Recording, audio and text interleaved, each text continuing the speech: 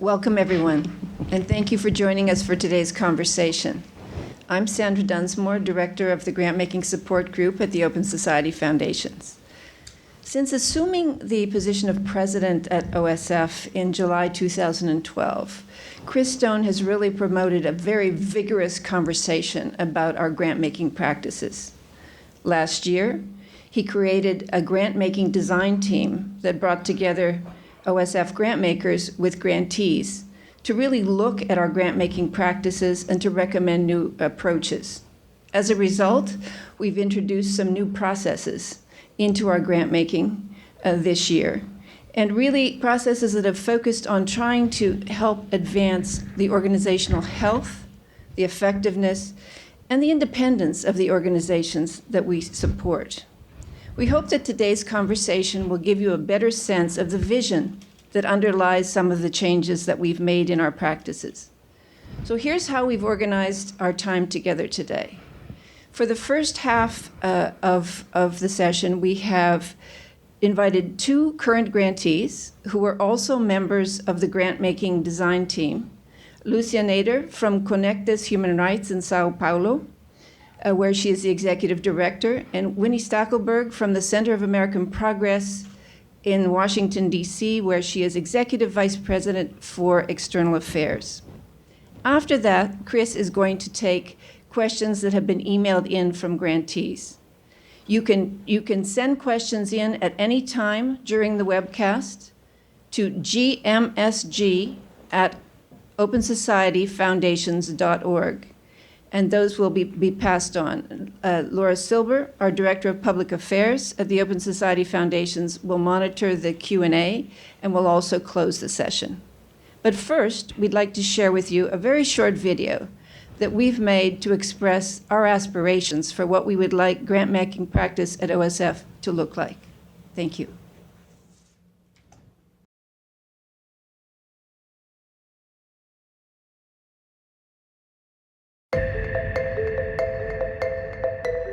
The place to start is to think about strategy. You need a strategy that's going to get you to your goal so you get the benefit of organized power, of multiple people, of people coming together to achieve something. It very much is predicated on the strategic frame of what you're trying to achieve. The relationships between, for example, government and civil society, the implementation of the law to shift public opinion. Making sure that the values that a society embraces are values that uphold human rights. The raising up of voices of those who are excluded from participation. We look for grantees whose partnership, whose collaboration, whose engagement is necessary to making lasting social change. You're part of a vision of what an open society looks like, whether you live those values, whether you practice transparency and accountability. We start with the grantees' aspirations as being the most important thing, what you're trying to achieve, the way in which you feel you can make change on the ground, and from that, a conversation begins. We are open to organizations of all types, sizes, experience levels, duration. Scholarships and fellowships, grants to organizations that work in a variety of ways, a lot of public policy work, a lot of startup development work. People should always come if they think that there's a fit between them and what OSF hopes to achieve and support. If you have beautiful solutions, this won't seduce us in the same way. It has really good challenges.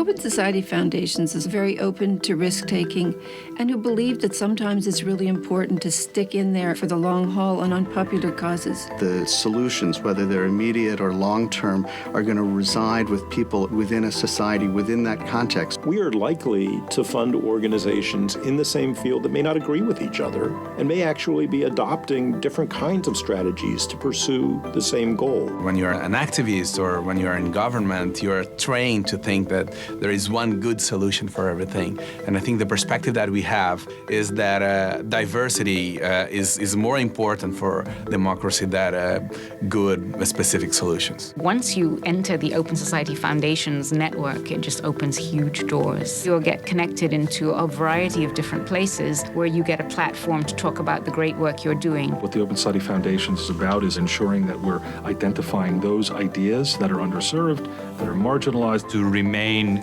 curious and open-minded and constantly on the lookout for new grantees, new groups, new opportunities. Change is never irreversible, and so success is never final. But that change is there and can be the foundation for another period of openness.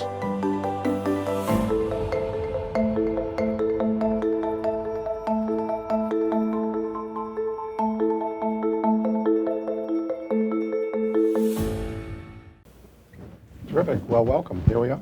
Thank you. Chris, the video is terrific, and you talk in it about change, about diversity, about openness. Can you talk to us a little bit about how over these 2.5 years, sort of what are the challenges you faced, what are the lessons that you've learned, and what are you really trying to achieve through the grant-making design improvements and changes? Well, I think what we're mostly trying to do is hold on to the strength that has been a part of the Open Society Foundations and some of the distinctiveness of the Open Society Foundations for decades. I've been on again and off again a grantee of the Open Society Foundations from the mid-90s and always valued the ability to talk to somebody substantively about an idea early, to get an answer quickly about whether something might fit with the foundation.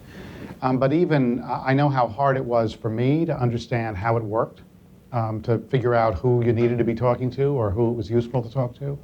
And I think part of the reason that was difficult is that it's such a complicated organization. There's so many doors in, there's so many different people, there's so many different decision makers, that sorting that out and having a consistent conversation across them is important. So I think what we've been trying to do across the whole network is make the foundation accessible, make it clearer, but also hold on to the diversity, the distinctiveness of being able to deal with different people in different regions on different topics. I think and have the conversation make sense within the foundation. I think you see in the video a lot of different people, and if you listen to it closely, you will pick up that people are giving different answers to the same question. Not everybody in that video is actually sending the same message, and that's actually part of the point, that the individual grant makers, individual decision makers in the Open Society Foundations will have different ways they approach a problem. I remember one grant maker here telling me when I was a grantee, everyone's got problems, we really want to hear your solutions. And you heard in the video another one of our colleagues saying, everyone's got solutions are nice, but what's really gonna entrance us is the way you can describe a real challenge differently. And those differences are real in any organization. You have to know your grant maker, you have to know who you're talking to. But you also need to know there isn't one answer in this organization. So we're trying to hold on to that diversity. We're trying to make the conversation more transparent. But we're also trying to encourage a conversation here among people about what they're doing, how they're doing it, so there's some coherence.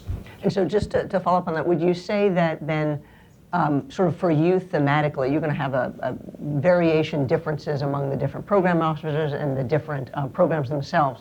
What are sort of the key themes that you want to ensure grantees hear and that OSF staff communicate to grantees? I mean, is it transparency? Is it how you characterize the problem?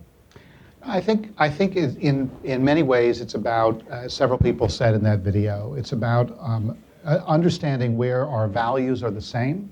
It's about understanding where our conception of the problem is the same and a notion of what change is possible. We do a lot, we support a lot here of service provision in different fields, but always with an ambition for that provision of service to lead to change, to lead to policy change, lead to political change, to lead to social change. We do a lot of advocacy where we're hoping not just that not just an important voice is heard, but that advocacy is effective at making change on a particular issue.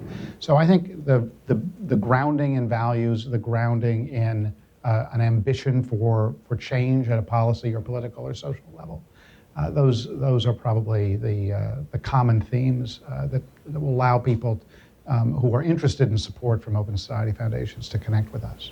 Okay, and Chris, well, good morning. Chris, and you mentioned several times challenges, and we know that challenges does not only apply to grantees, but also to funders. What were the main challenges you faced during these 2 years to trying to change the way or improve the grant-making processes here?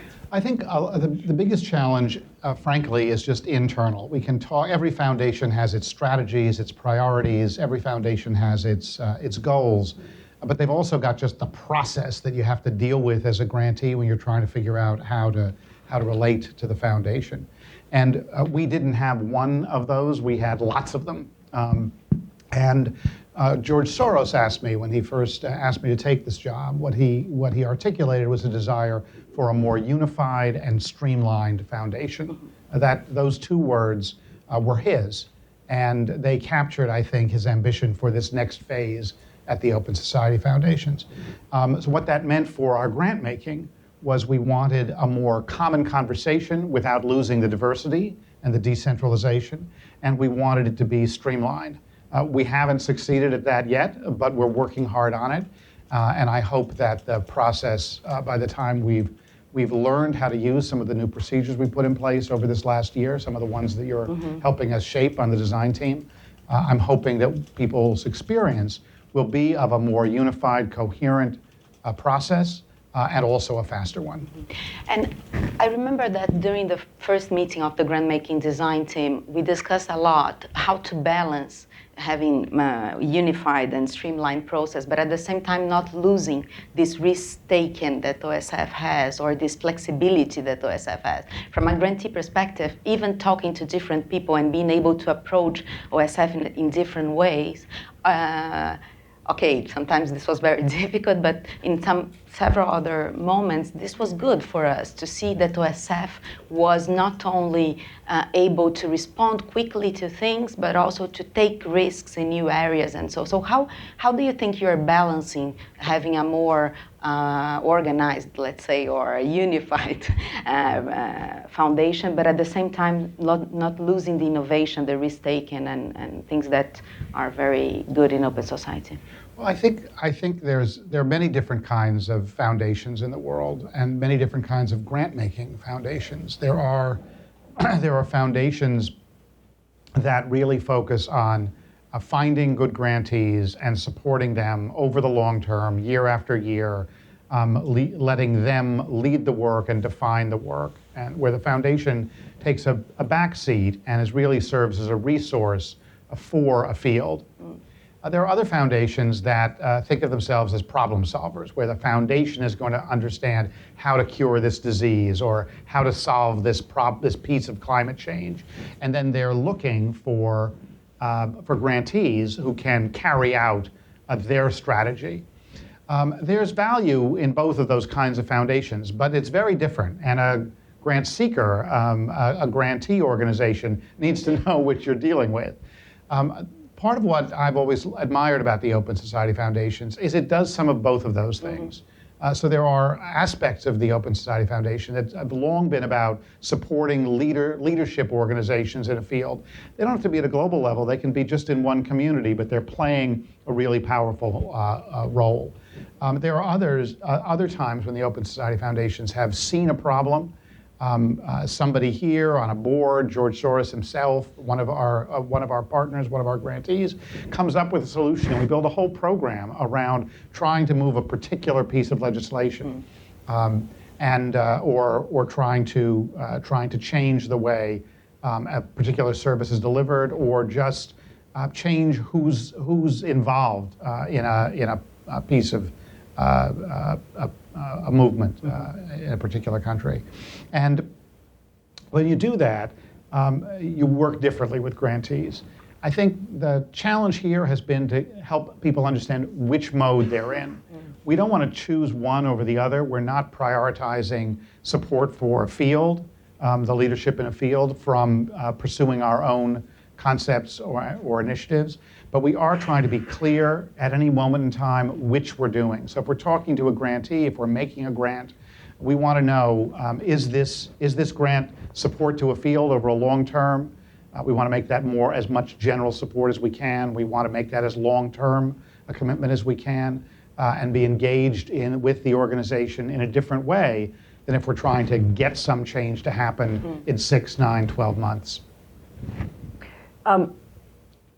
Let me just go back to one of the things that I think Lucia was questioning, is the innovation and the risk taking. In addition to sort of being an advocacy organization or a grant making organization, when we were on the design team, one of the things we talked a lot about were policies and procedures. And as a grantee, we go through a level of effort to provide you with the information that you're looking for. And we think that that's sort of natural and fine. But how do you retain the nimbleness while you're going through and putting in place these procedures? I mean, how do you ensure that you continue to look for opportunities? Well, there's nimbleness on two sides. There's nimbleness on the foundation side, our ability to move quickly, to change course, to see an opportunity that wasn't part of a strategy and respond to it and support it.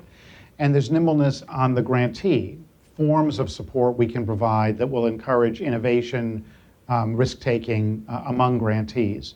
And both kinds of nimbleness, both kinds of courage are important. Every foundation talks about risk. I think they understand it in different ways. I think the ability of a foundation to be able to move quickly and to be able to take unpopular stances is a big part of the ability of a foundation to take risk in that sense. And I think we do, I think Open Society Foundations have long done that part well, that is the willingness of our founder and chair to take criticism, to be criticized and not see that as meaning something's gone wrong with the grant making is a tremendous strength. So that helps us take risks and it helps us respond to new ideas. I think on it goes back to the field, the idea of support for a field. If we are backing an organization that we believe in because we think they have, they know the answers sooner, better, smarter than we do, where what we know is we need to support them and see where they take us, it's much easier to structure grants that allow them to innovate. More general support, more long-term funding, and also just being able to engage with them on a number of questions and conversations and strategy discussions, helping them help others. You can position an organization so it's freer to innovate quickly without having to come back to us. I think on our side, a lot of it is making that decentralization real. Mm-hmm. We have a very decentralized structure at the Open Society Foundations, over 20 different national and regional foundations around the world, each making their own grant decisions, individual programs working in different fields. But until 2 years ago, most of the grants that we made had to be approved by me or my predecessor, had to be approved by the president of the foundation. By decentralizing a grant approval authority, by giving each program director and each of the regional or national foundations more authority over their budgets, being able to let them, once they have a strategy, move it forward, and then giving them more tools to get money during the year if they want to make a grant that isn't even in their strategy, that goes beyond their budget, making sure that budget during the year is not a constraint, doesn't stop them from making a grant that wasn't anticipated, that wasn't in the plan. By making those two moves, decentralizing authority and producing part of the budget, making part of the budget available for unexpected opportunities, those two things should make us faster. So general support, long-term support to organizations, helping the field be nimble, helping organizations move quickly and innovate, and then more decentralized decision-making and more funds held in reserve so they can be deployed when an unexpected opportunity comes up. That can help us be more nimble. Mm-hmm. And you mentioned flexibility, and both to have more flexibility and to decentralize approval. Open Society staff has to be quite informed of what's going on the ground in different countries, in different themes, and know what the grantee is doing. How do you do that? What is in place? What are the procedures in place for the staff to know in a deeper way what is going on in a country and a grantee? And the second question, how do you choose the themes and countries you work with? So we work in a lot of places. We also have the biggest investment in trying to understand that is an investment in local knowledge, and that you see both in our staff structure and in our boards. So the foundation has very roughly about 1,600 staff members around the world. That is more than any other foundation I know, including foundations 4 or 5 times our size. So it's a very heavy staff structure. It's a commitment to a large staffing, and that's all about local knowledge. Those staff are not concentrated in any one office. They are spread around the world so that they can be close to the issues, close to the grantees, close to the people who we're trying to support. So one answer is just we are committed to a staffing model that should maximize the local knowledge we have. The other thing is our boards. We have over 400 people serving on advisory boards to the different programs around the world, and they are mostly drawn from the fields and from the places where we're working. And that gives us a tremendous access to sophisticated understanding, more local knowledge, and a diversity of views. So it isn't just one program director's view of how an issue should be taken forward. We'll have a debate on an advisory board. We'll have multiple staff on the ground in a place who don't necessarily work for that program, but who are interested in that program's work in their country or their region. So a lot of people, board members, staff, a lot of dispersion of those people across the world and across fields, and then debate inside the organization around These what we're seeing. debates are the portfolio reviews. We have been hearing a lot about this term. What is a portfolio review? I wish we could confine the debate to any particular place. Debate seems to be pretty much constant. It happens when we're debating whether a grant should move forward, whether we're doing a peer review inside the organization, sending a proposal out for outside views, sharing a complex grant with members of our advisory board. There's lots of debate very early in the stage. There's debate around strategy, around grants, and then there are further debates and discussions after the fact when we look back and say, well, we've made these 8, 10, 12 grants to try to advance a particular issue. How's it going? And what's going well, what's going badly? But more important, what's surprising us? Which of the grantees did we think it was a real long shot? They had a great idea, but it'd be really surprising if it worked out, and it's worked out even better than they imagined and they told us it would. Or grants we thought were just straightforward, it was clear, it was the 4th stage of a 4-step process, everything had been going well, and then it stalled, something went wrong. Why did that happen? Portfolio reviews are a chance to look back, and there's an element of holding ourselves accountable, of asking ourselves, well, what were we thinking when we made a grant and what's happened? But it's largely about learning and collecting the different lessons. One of the things I like about the portfolio reviews we've done, when we collect a number of grants and talk about them as a group with board members, sometimes with colleagues from other programs, is that people have different reactions. The same history, the same outcomes will be seen as a great success by one person, a big surprise by another, and actually just what they were expecting by another. People have different views about what really made a difference in a portfolio, and that's a strength of the program. A big part of what we're trying to do with portfolio reviews is surface the fact that our colleagues here, our board members, have different opinions about what makes a difference or what has made a difference, and those different opinions are a strength of the group and of the program. And these portfolio reviews also help you to define how you choose a country or a situation or a theme to work with? So you asked about how we choose where we go. And I don't think the portfolio reviews are directly related to our choice of country or place. They help us adjust. We did a portfolio review recently about a body of work that was concentrated in just 3 countries. And two of the countries had proved very fruitful, lots of creative work, lots of movement. And one country just worked out very differently than we had imagined. And there was a discussion Did we just do it wrong, or is it just a slow process? We have to be in there for a longer time. Should we change countries? Should we double down and do even more in that country? How do you think about it? So there are adjustments in the portfolio review, but most of the country decisions are made during our strategy discussions with our global board, with the advisory boards, and with staff and grantees. And those happen in a formal way once every 2 years for each program and for each foundation. I know when I was a grantee, it was very important for me to know when the programs that I was hoping to get support from were doing their strategies, because I wanted to make sure that my priorities were a part of their priorities. So the answer is every program, every foundation is revising its strategy in a formal way every 2 years.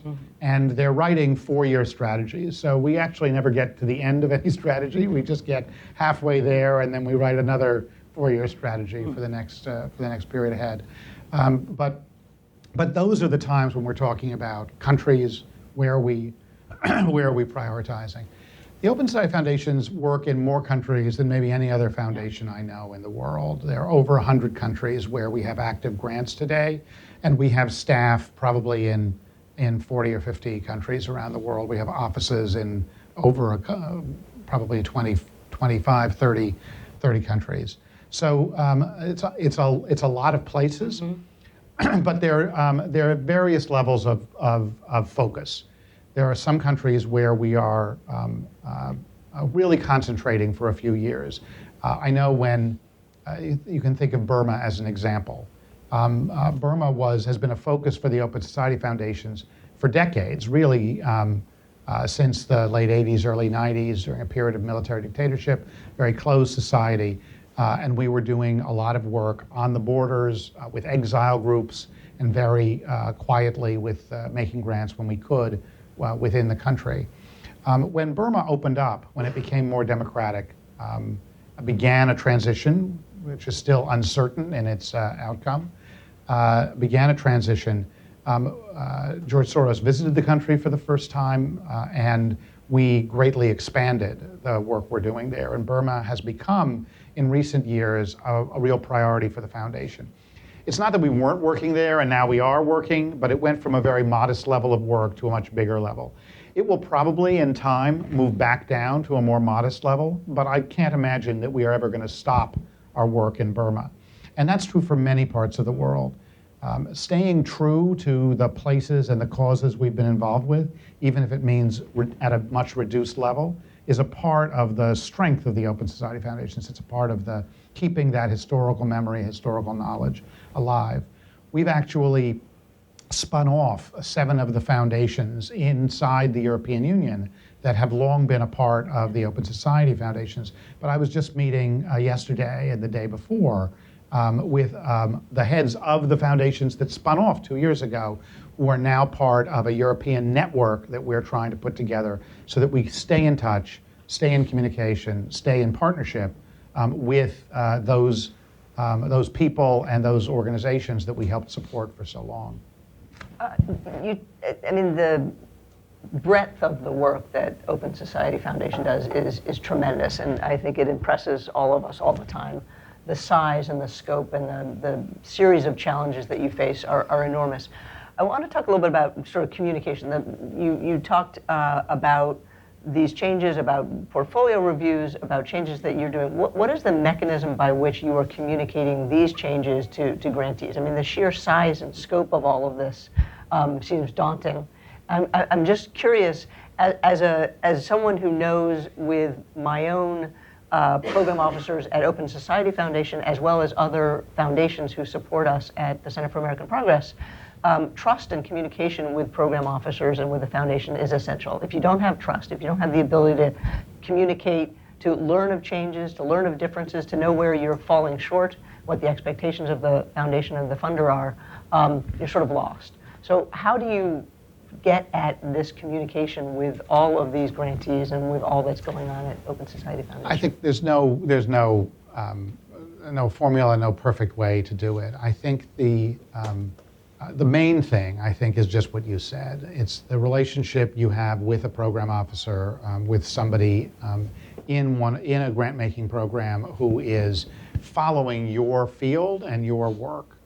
All of our grant-making staff, whatever their position, are involved in understanding the fields and places where they work, just staying in touch with organizations, even if we're not supporting them, building a relationship, learning what they do well, so that when there is an idea, when there is a need, it's not starting a relationship from scratch. So we want to stay involved with the fields and the places and the issues that we're concerned with. Then we want to know which are the significant actors in that field, who are the individuals who are really making a difference or poised to make a difference, and which are the organizations that are really making a difference. And then we want to be engaged with our grantees themselves. Those three levels of understanding the fields and the places, understanding the players, the leadership, the change makers, and then understanding the grantees we're actively engaged with. That's what a program officer is doing. And if as a grantee or a potential grantee, you can help them with any of those three things, they're your friend. And that's the beginning of a relationship. Their ability to help you, their ability to see how the Open Society Foundation's assets and resources can support your ambition, your organization, depends on them being in dialogue, in conversation, understanding what you're doing. But it really is at its best, it's a mutual understanding of, as several people said on the video, of the challenges of the situation, of diagnosing what's happening in a country or a field, and seeing a way forward. So I think that's the essential relationship. But there's a lot more. The website of the Open Society Foundations tries to focus not just on what's going on with us. In fact, it's pretty hard to find out what's going on with us on the website. It's there, but more prominent are the voices of the people we're working with, the grantees we support, the staff and board members within the foundation. The website is really focused on the issues that we're engaged with. And that's a way into understanding how we see the world, the questions we're asking, the challenges we see, the problems we're facing, and some of the people we're supporting to try and work on those things. Okay, if I am trying to renew a proposal today or to submit a proposal to Open Society, what do I have to do differently than what I have been doing for the last years now with the changes that are in place? There's probably no one answer to that. It probably depends on who you're working with. The different programs and foundations do their work very differently. The strength for us is this diversity, and the burden we carry with that diversity is there's no simple one formula, one roadmap to how you work. But in terms of information to provide to you about governance, the health of the institution. No, I think in that sense we yes, you need to help us understand your organization as well as the project you want to pursue. So there are sometimes if you're new, you were talking about a renewal of a grant, but if it's a new relationship, the focus is more likely to be at the beginning on what's the project, what's the idea, and then some information about just who you are, not who's the leadership of this organization, how is it governed, how is it financed, who else is funding it, what's your reputation, what are people saying about the organization. There's no minimum standard. It's not a checklist. It's not as if you have to have a certain kind of governance or any governance at all. Mm-hmm. But we want to know. We want to know how you're thinking about the organization as well as how you're thinking about yourself and your idea. We do a lot of individual grant making. We support a lot of fellowships and scholarships for people. There the focus is on the individual. But when we're making a grant to an organization, there's always an element of investing in that organization as well as in the individual idea that they're pursuing at a moment in time. When you get to a renewal, when that relationship gets longer, we may be doing a number of projects with you over many years, but each of those is more and more about investment in the organization and less probably about the particular project. You're in a conversation with us, we're seeing what you're able to achieve over time, but if you're not going to be there for more than a couple of years, that investment may make sense in the short run, but it isn't strengthening the field in the long run. Mm-hmm. If you're going to be there, if that organization is going to be there and a stronger and stronger player over decades, that we're getting much more for that investment, and we're willing to make more, and we're willing to structure it in ways that allows it to strengthen the organization. But Chris, we had a question from one of your grantees, Milika Pesik from Johannesburg, and she asks this: in terms of advancing organizational health and effectiveness, is there a type of organization OSF prefers to fund? I mean, what is good governance for you? What is organizational health and institutional effectiveness? We prefer to fund thoughtful organizations about those questions.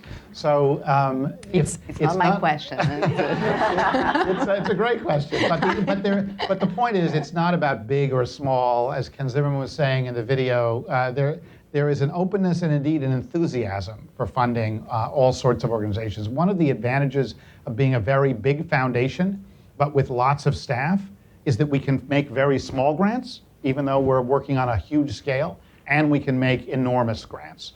And we can support very big organizations that are working globally with budgets in the tens of millions of dollars. And we can support very small organizations that are informal, have no governance, no legal structure, depend on another organization for fiscal sponsorship or to manage their money. Just a social movement that can be in a number in the hundreds or just number 3 or 4 people who have an idea about how to make a change.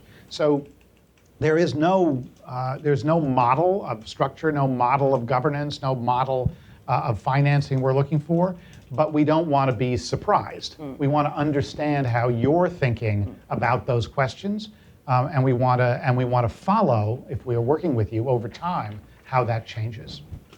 So evaluation is critical in all of this. I mean, how you as a funder evaluate a grantee's success or failure, how the grantee themselves evaluate their projects, and how they communicate what they think their successes are to you. And so we have a question from Vera Soboleva, who's at the Film Directors Guild of Russia, who asks a question about evaluation. How is OSF thinking about evaluation of its grants, and how do you hope sort of grantee organizations are approaching the evaluation of their own projects and conveying to you their successes? No, I think there are 2 things. One is we're looking for that thoughtfulness, that self-critical attitude about being able to, that people are evaluating however they're doing it. There are some things, if you want to publish a newsletter or you want to you want to make a film, it helps if someone sees it or reads it. So there are some things that you can quantify around audience, around reach, around timeliness. But most of the things that matter can't be reduced to a number. And even if they can, you don't know what that number is going to be when you start. So I think one of the tragedies in global philanthropy and funding over the last couple of decades is a huge overemphasis on quantitative evaluation and measurement, and overemphasis on evaluation that's locked in at the start of the project, where you know the questions you're going to use to evaluate when you start the project, and therefore miss the really interesting questions that wouldn't even have occurred to you until you finish the project.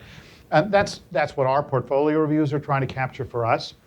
We're trying to do our evaluation through conversations, not through a over-reliance on measurement, and we're trying to do it later or during the process, not just lock it in at the beginning. But the other thing we're looking for is conviction, not in the criminal justice sense of going to prison, but in a huge confidence, a real belief in an organization, in the leadership of a project, or in an approach. When we're evaluating a grant, a project, particularly if it's a long-term effort, and most of what we do here is pretty long-term, what I look for and what I encourage our grant makers to look for is that high level of conviction in the program officer, in the grantee, in the people in the field, that this organization, this person is really onto something. It is important to support this approach. It may be failing everywhere. It may be getting no results after 3 years, but it is really important. If somebody believes that, and somebody we trust believes that, that is usually the best evaluation you can get. And Chris, talking about budget now, We know that since 2002, OSF has been operating under a flat budget. What does it mean for a grantee and for you? Well, we're very lucky in that we have a founder and chairman who made a lot of money in his life. But at about the same time he asked me to take this job, he told everybody in the network that he had retired from money making, and we were now going to have to live within our means, by which he meant his means. The assets of the foundation and that George Soros has accumulated to put to the cause of open society are huge. But they are not limited, and they're now essentially fixed. So we're a very large foundation, but we're not growing, and we were growing for many years over the 10, 12 years before I arrived. And that's a very different reality to work with. It meant that we could build new programs and make new projects without having to stop things we were doing. Today, to do something new, we have to slow up on something else. They're all about trade-offs. These are trade-offs every one of our grantees makes every day, every year. This is nothing new for most organizations working on a limited budget or having to raise money every year for what they want. But for the Open Society Foundations, going from a rapid period of growth, of doubling in size from 2005 to 2010, to being stable, we're not shrinking, but it can feel that way when you decelerate. So I think for a lot of our staff, for a lot of our boards, for probably a lot of the partnerships we're in, it's a different kind of conversation today. Yes, but from a grantee perspective, we are hearing from other foundations as well, particularly in the US and Europe, that they have also now a flat budget, that they are not going to put more money in the field. This is quite worrying.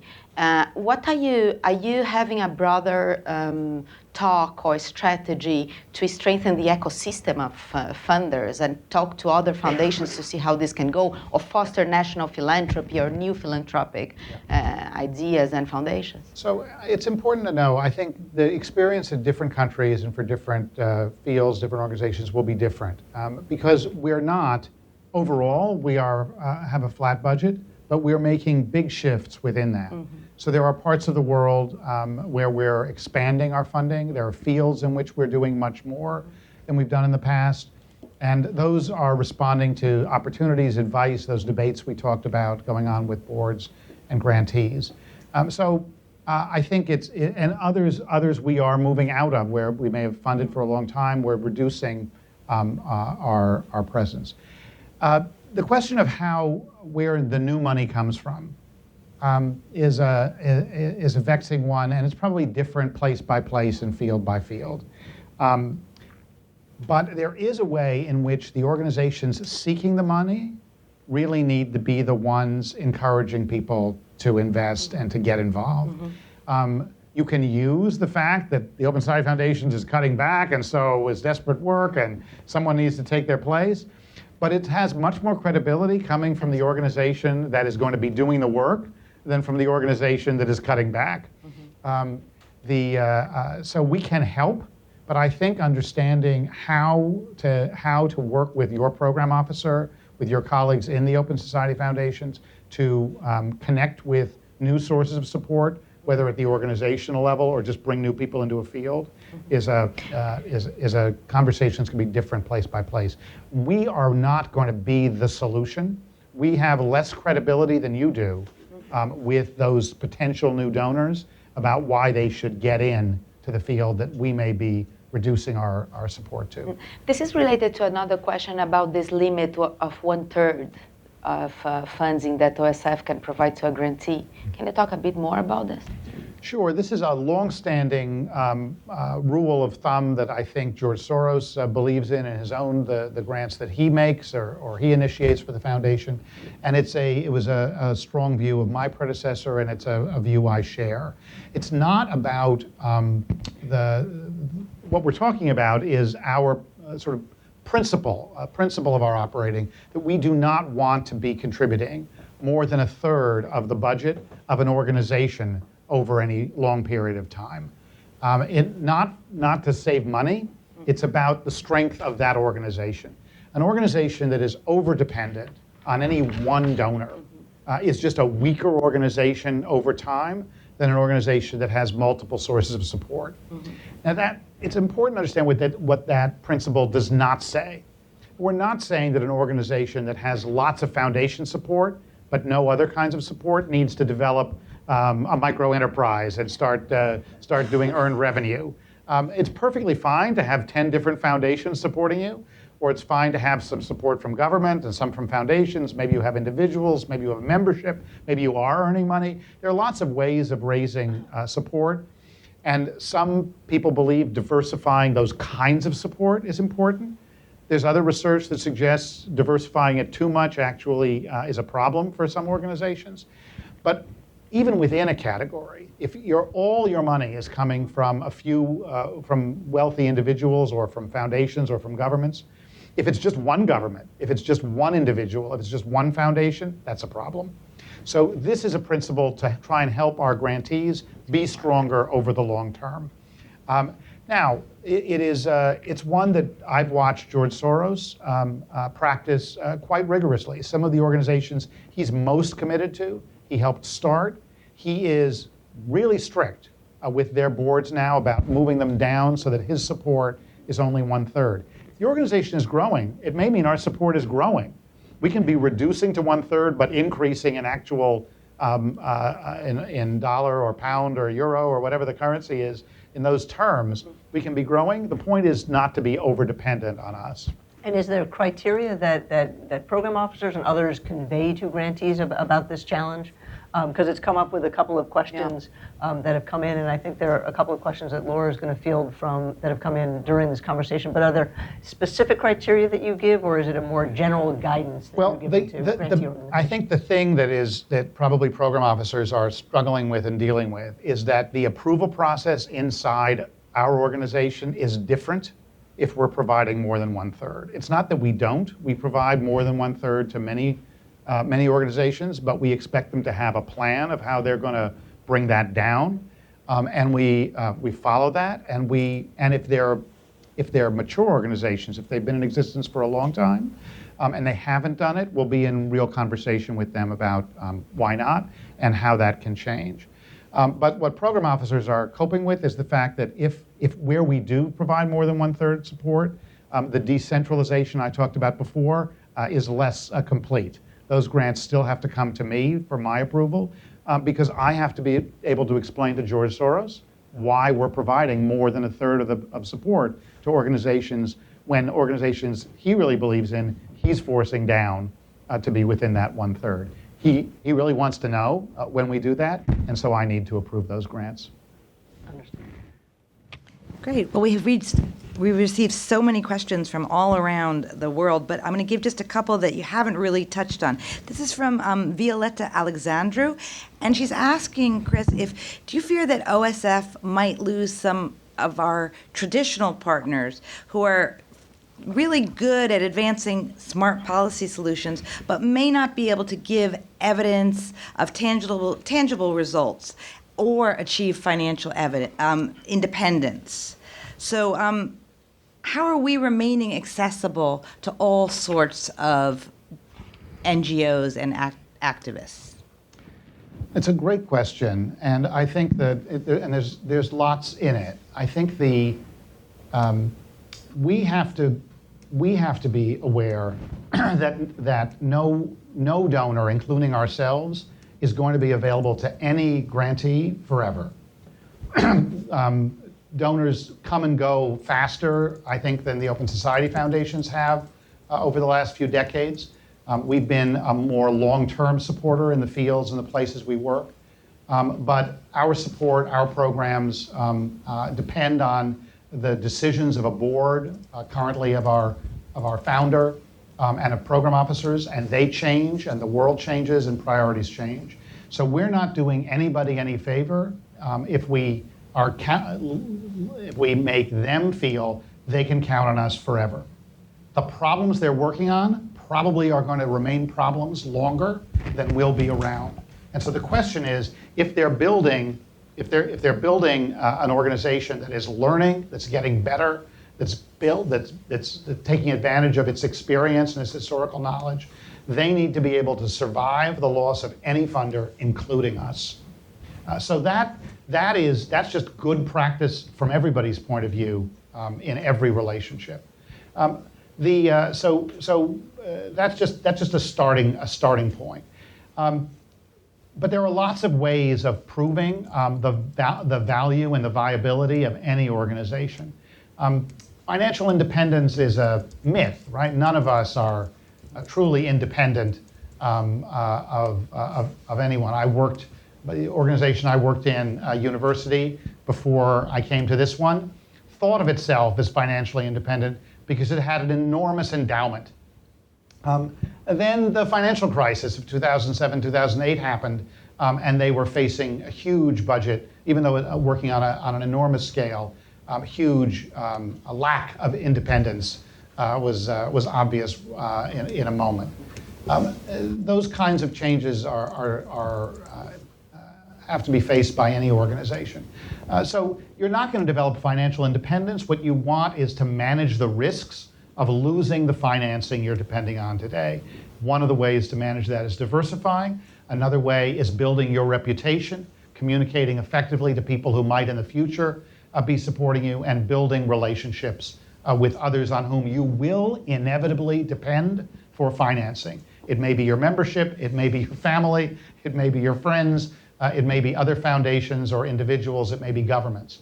But you are going to be financially dependent as long as you exist as an organization. It's only a question about on whom and for how long. So really the opportunity is to use your relationship with us to work on those things and to build that sustainability into your own organization. You know, on the ability to demonstrate achievements with individual projects, it goes back to what I said before. If numbers help, if measurement helps, if formal evaluation helps, by all means, and those matter to you, by all means, do them.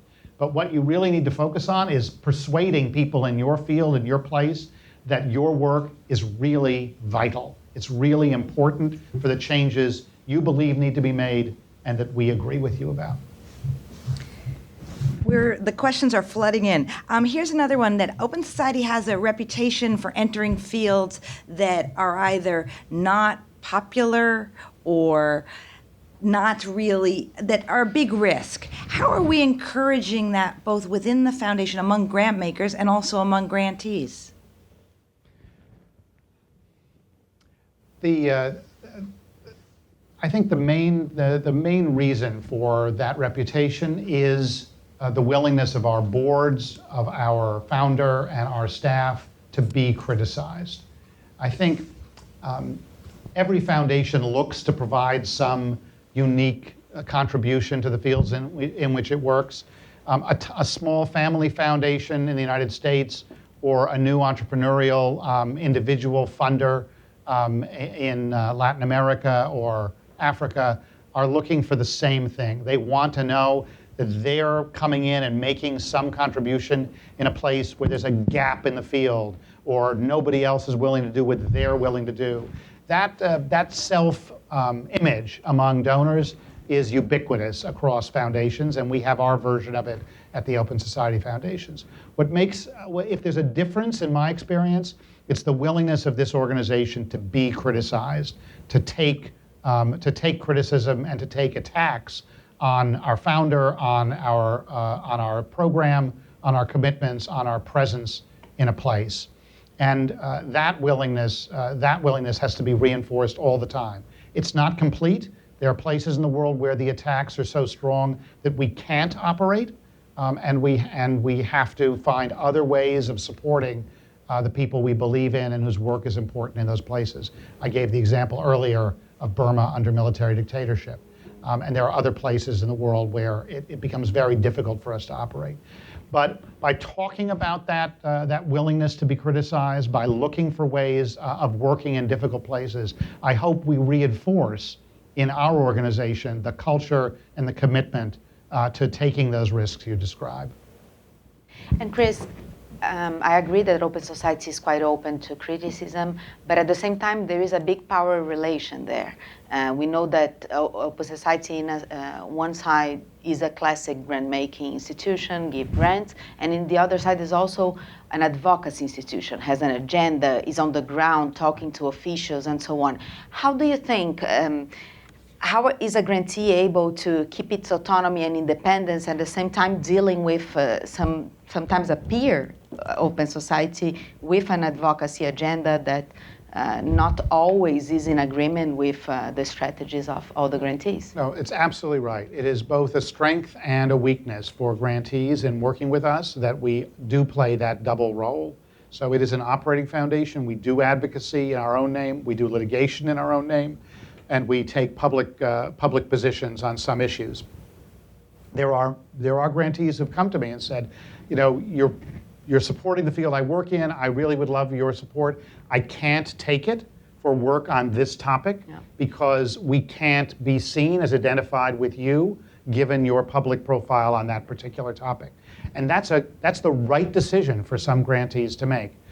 We try to calibrate field by field, place by place, how operational we are, how much direct advocacy, direct litigation we're doing on a subject, and how much we're working lower profile through others, or just supporting others to do the work they think is important.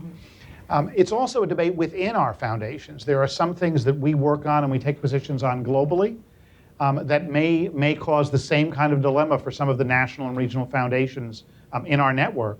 Other ones where we defer to the National and Regional Foundation Board, where they set the agenda, and we may disagree with, you know, in Budapest, London, Washington, or New York, our global staff may disagree with them, but we let them take the lead.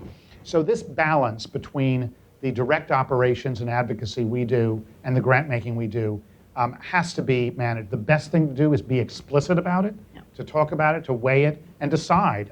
Each grantee has to decide for itself, and we decide issue by issue how to do that. If you're worried about it as a grantee, if you see a problem, talk about it, raise it with the program officers.